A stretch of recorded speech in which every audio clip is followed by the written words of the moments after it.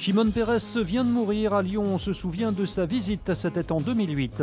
Inauguration aujourd'hui d'une école de la deuxième chance dans le quartier de Vèze. Enfin, le procès du meurtre du jeune Léo se poursuit aux assises avec la question du rôle de la sœur de l'auteur des coups mortels.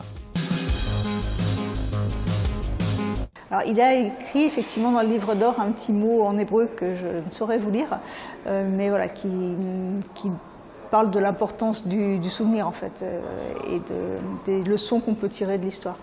L'émotion au CHRD à l'annonce de la mort de Shimon Peres à l'âge de 93 ans. L'ancien président de l'État d'Israël et prix Nobel de la paix était venu en mars 2008 visiter le centre d'histoire de la résistance et de la déportation à Lyon. Autour de lui avait pris place un service de sécurité tout à fait impressionnant qui fait un peu écran à un échange direct. Et paradoxalement, je me souviens de quelqu'un de simple et accessible, d'autant plus accessible qu'il parlait un bon français, que c'était facile d'échanger avec lui sur des sujets pourtant complexes.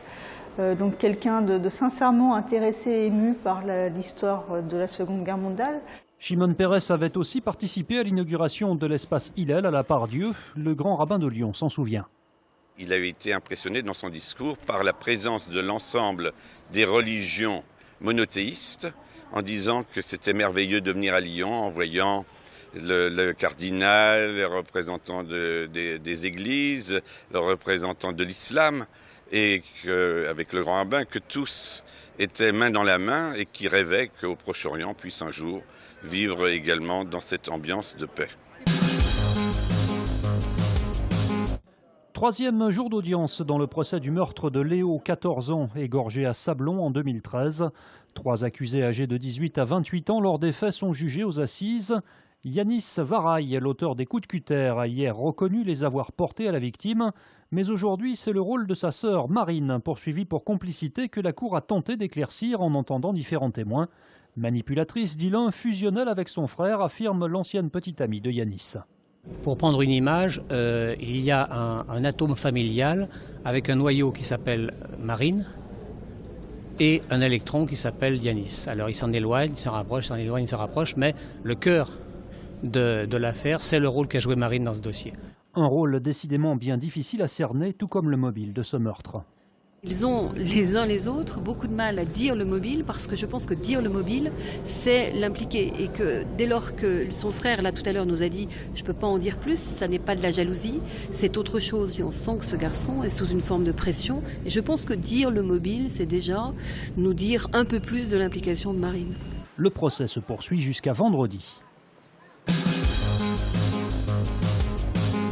Ouverture d'une nouvelle école de la deuxième chance à Vèze. Il s'agit d'une antenne de celle située à Vaux-en-Velin. L'établissement s'adresse aux jeunes de 18 à 25 ans sortis du système scolaire sans diplôme ni qualification. On a des jeunes qui sont sortis de l'école en 6e, on en a qui ont raté le bac il y a 1 an, on en a qui viennent de l'étranger. C'est tout l'intérêt aussi du projet, c'est la mixité. C'est-à-dire qu'on n'isole pas une problématique. Dès lors qu'on est motivé, dès lors qu'on a le bon âge, dès lors qu'on veut vraiment s'en sortir, eh bien on peut venir à l'école de la deuxième chance. Dans cette école, les jeunes alternent 15 jours de cours et 15 jours de stage afin de se remettre au niveau et trouver leur voie. En fait, pour l'instant, j'essaie de m'habituer au travail. Genre me lever le matin, à venir à l'heure, et puis avoir un planning en fait, carrément quoi. Avoir une vie dans le monde de travail, le monde de l'école. Grâce à cette antenne, jusqu'à 120 stagiaires pourront être pris en charge chaque année.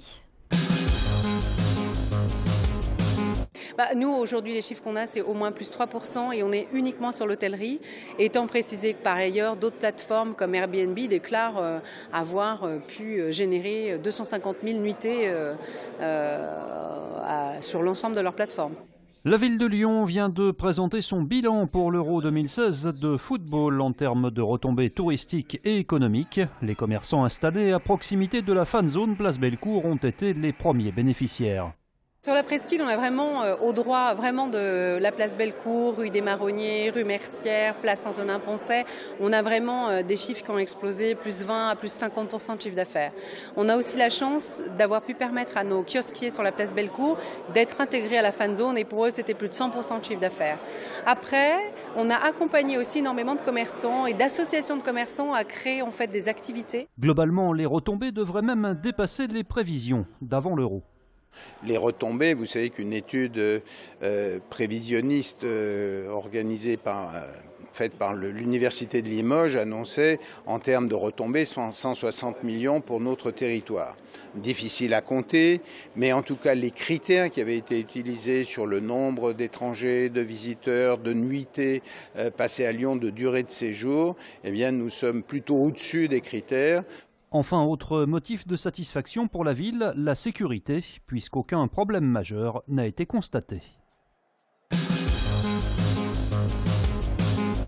La défaite pour l'OL hier soir en Ligue des Champions lors de son déplacement à Séville. Les Lyonnais ont été battus 1-0 avec ce but de Ben Yedder à la 53e minute. L'OL se retrouve donc 3e de son groupe. Retour maintenant au championnat pour les Lyonnais avec la réception de Saint-Étienne pour le derby dimanche au Grand Stade.